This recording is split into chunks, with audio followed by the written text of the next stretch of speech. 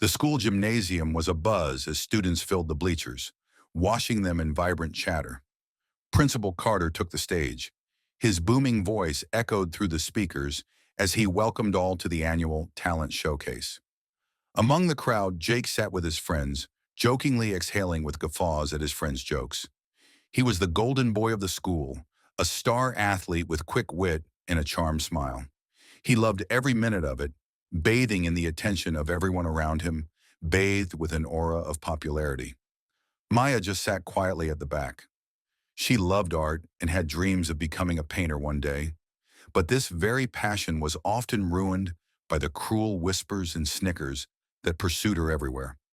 Today she hoped to stay invisible, just another face in the crowd.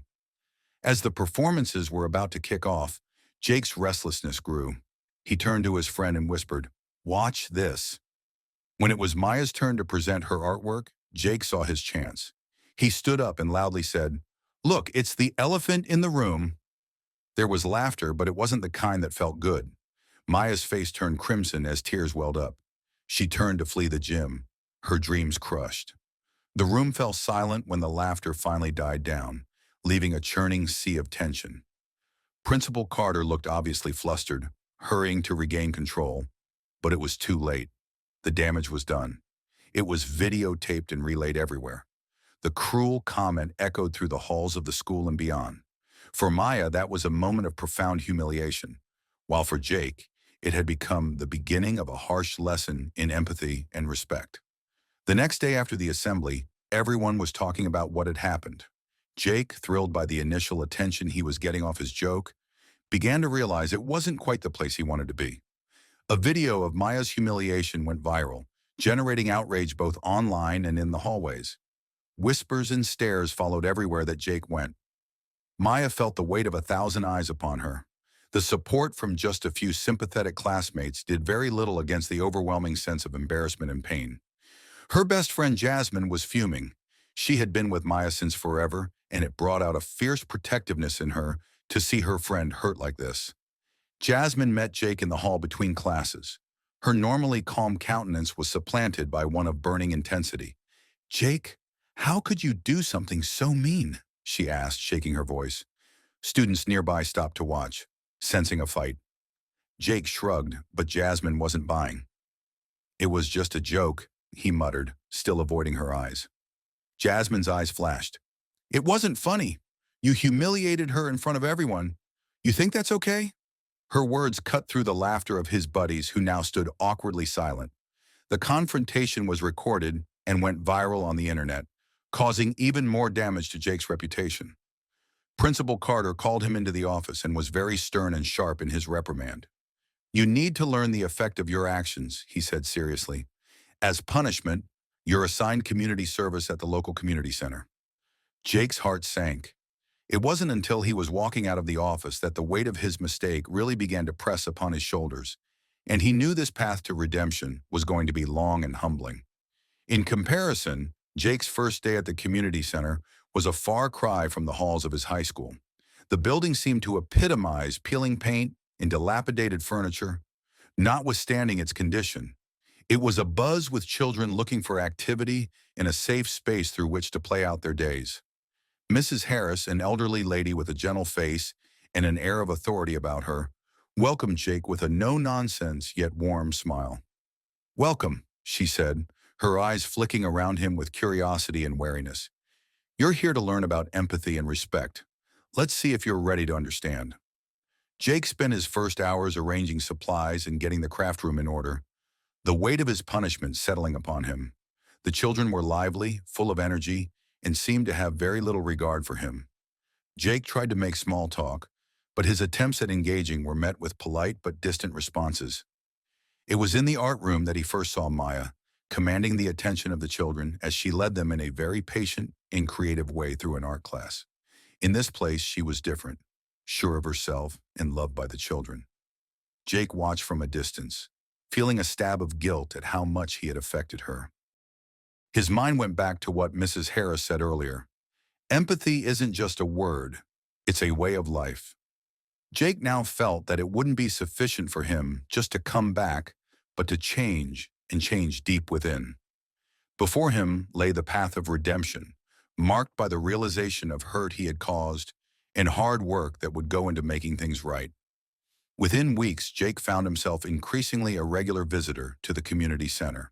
His resentment slowly ebbed away as curiosity about the people surrounding him started to get hold of his mind. Mrs. Harris, who was the mainstay of the center, took Jake under her wing. It was an elderly lady, soft-spoken and gentle in her manner, yet one who exuded an air of respect. That afternoon, while Jake was helping to get the kids' snacks ready, Mrs. Harris sat beside him, her eyes reflecting all that she had experienced in life. "Tell me, Jake," she said gently, "what you feel like you have learned up until this point." Jake just sat there for a second, wondering what to say. "I don't know," he finally replied. "I guess things just look different now." Mrs. Harris nodded. "That's a good start. But empathy demands more than just seeing. It means understanding. It means feeling the pain of others."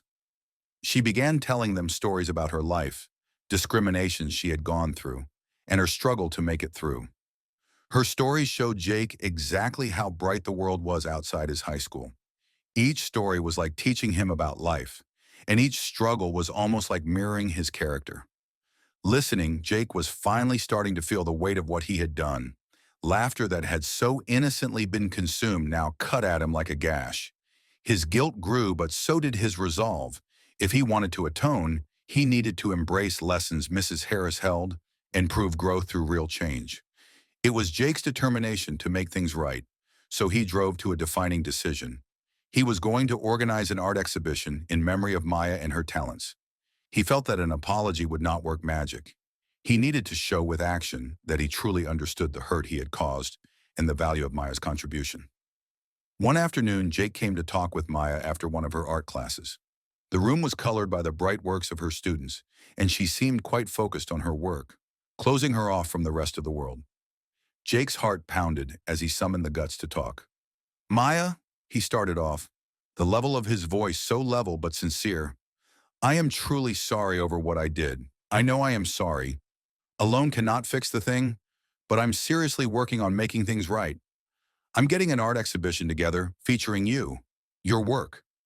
I want people to see just how talented you are, how much you deserve respect." Maya's eyes locked on his, wary.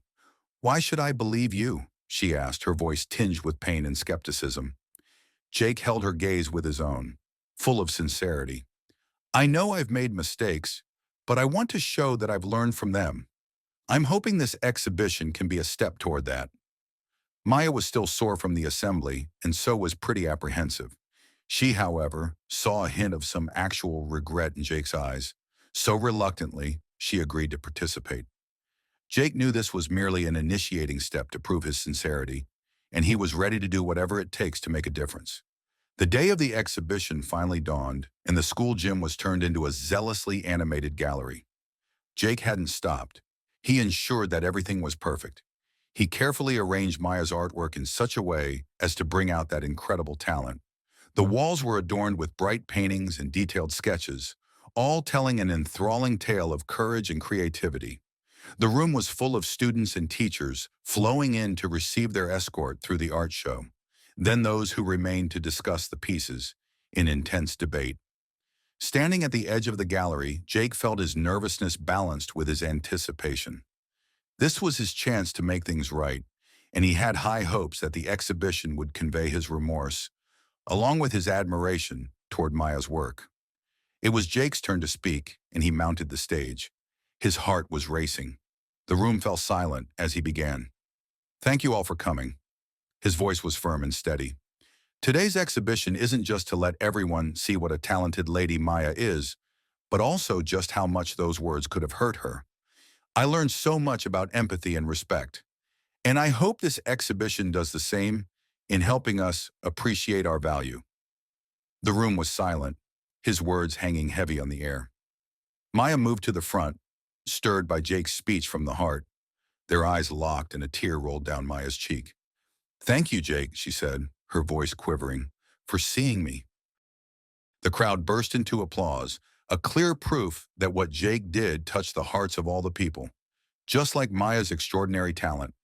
She was getting surer of herself as the exhibition went on, while Jake felt relief and success in knowing that he had done something to clear his soul. The art exhibition turned out to be the icebreaker in the real lives of Jake and Maya.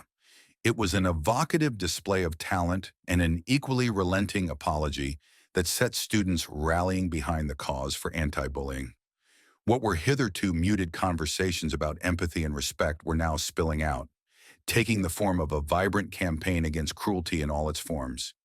Encouraged by the positive response, Jake became a vocal promoter of change.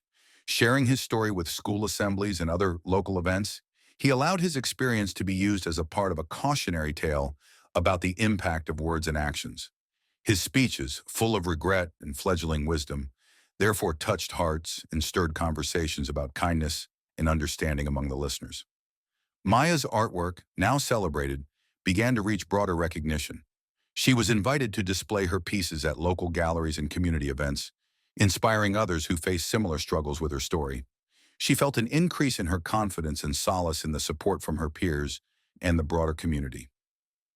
The school environment began changing. The anti-bullying campaign introduced workshops on empathy and other peer support groups. Jake and Maya never were very good friends, but they began to understand and respect each other. Their story became a beacon of hope that the most painful moments can really turn into a doorway for the positive growth and change of a person. The ripple effect of their journey spread, inspiring everyone to reflect on their actions and embracing a culture of compassion and respect. The change in Jake did not go unnoticed. It was his new dedication to raising empathy and lowering bullying that gained him a platform beyond the walls of his school.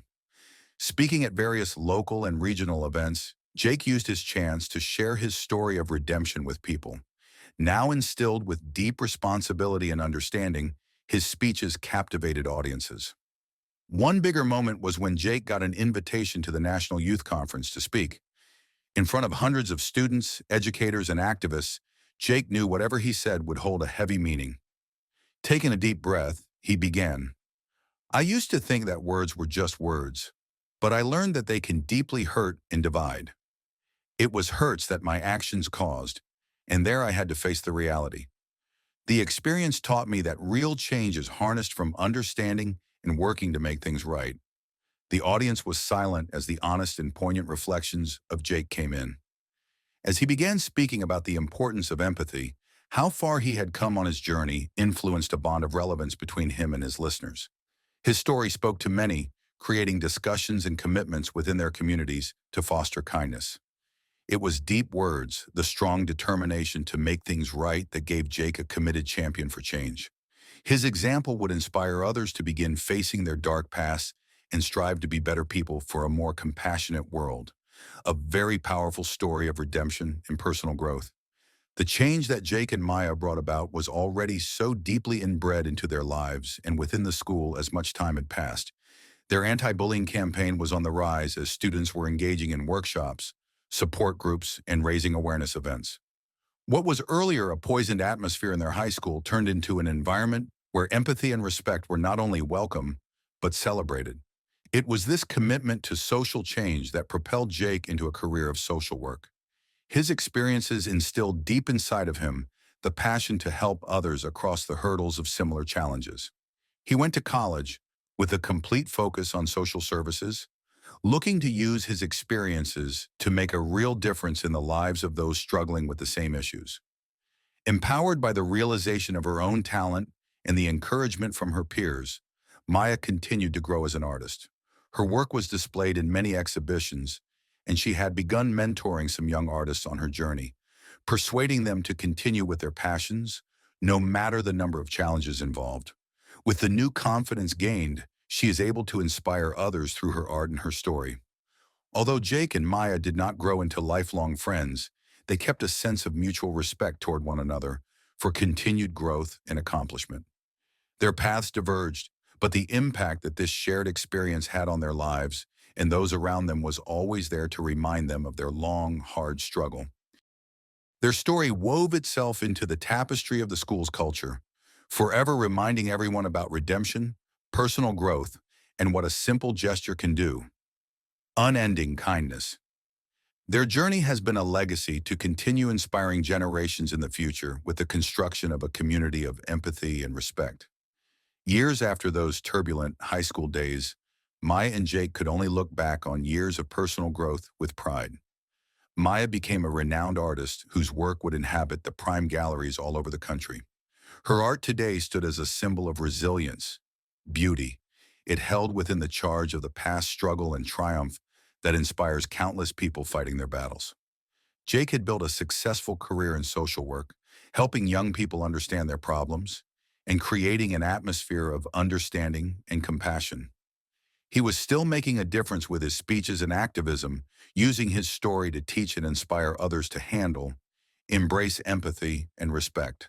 Their paths would occasionally cross during community events and art shows, but the mutual respect and admiration that seeded in their faces for what each accomplished couldn't be expressed through words. The effects of their journey had caused ripples of change far beyond that high school, affecting a generation to rethink how they had treated one another. The story of Maya and Jake turned to be a legend at their school and in their community, something very significant that reminds everyone of the power of redemption, personal growth, and how pain can be channeled toward positive change. They serve to be that source of light in darkness, teaching everybody that every worst situation can lead to personal transformation and create a never-fading legacy of care and respect.